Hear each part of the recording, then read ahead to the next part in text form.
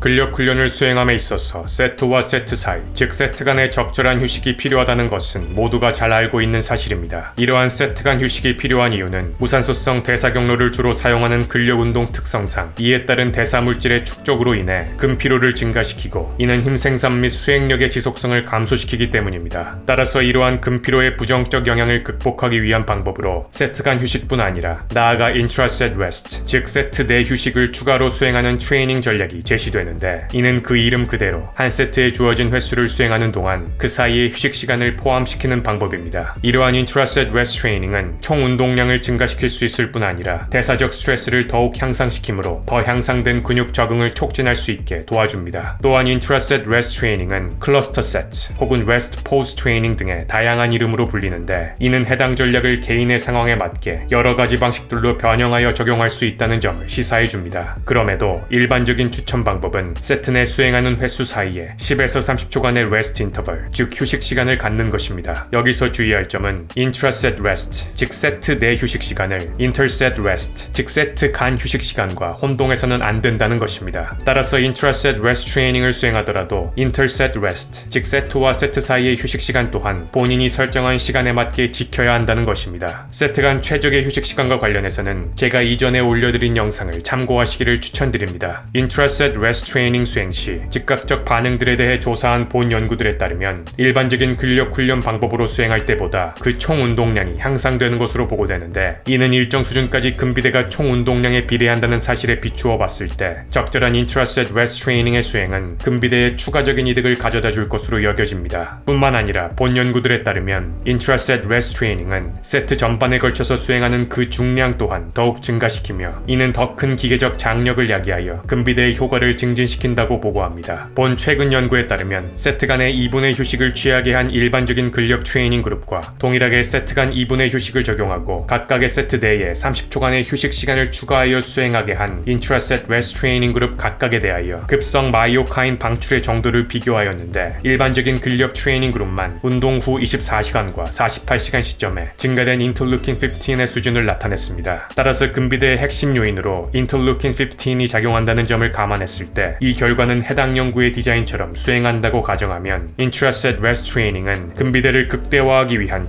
최선책이라기보다는 차선책으로 보는 것이 합당하다고 여겨집니다. 하지만 앞선 연구와 다른 연구 디자인을 적용한 본 연구에 따르면 일반적인 근력 트레이닝 그룹은 1RM의 80%로 6회씩 3세트를 수행하게 하여 총 18회를 실시하게 하였고 intra-set rest 트레이닝 그룹은 동일하게 1RM의 80%를 수행하되 6회가 아닌 실패 지점까지 수행하게 한 뒤 20초간의 휴식 시간을 두고 다시 추가 횟수를 수행하게 하는 방식으로 총 18회를 채우게 하였는데 6주 후에 그 두 그룹에 대해 부위별 근육 두께의 결과를 비교해 본 결과 조사한 대부분의 근육군에 대해 intra-set rest 트레이닝을 수행한 그룹에서 더 큰 근육 두께의 변화를 나타냈습니다. 따라서 앞선 두 연구들을 통해 우리가 유추할 수 있는 중요한 사실은 intra-set rest 트레이닝은 디자인에 있어서 운동 노력 강도가 중요한 요인이 될 수 있다는 것입니다. 그러므로 단순히 세트 내 횟수를 임의로 나눠서 intra-set 휴식 시간을 두는 것보다는 본인의 운동 노력 강도를 극대화할 수 있는 방식으로 실패 지점 혹은 RIR 1에서 2 수준까지 수행한 뒤 intra-set 휴식을 가지고 이어서 추가 횟수를 더하는 방식이 근비대 관점에서는 더 효과적이라는 것입니다. 물론 후자의 방식은 오버 트레이닝을 야기할 가능성이 전자의 방식 혹은 일반적인 근력 트레이닝 방식보다 커질 수 있다는 점도 인식해야 합니다. 따라서 이러한 점들을 감안하여 자신에게 맞는 적절한 형태의 intra-set rest 트레이닝을 디자인하여 수행해 보시고 스스로 피드백함으로 최적점을 찾아가실 것을 추천드립니다. 더불어 intra-set rest 트레이닝을 처음 시작하시는 분들은 그 세트 내 휴식 시간을 10에서 20초로 설정하여 수행해 보실 것을 추천드립니다. 오늘은 근비대를 극대화하는 고급 훈련 전략 intra-set rest 트레이닝에 대해 알아보았습니다.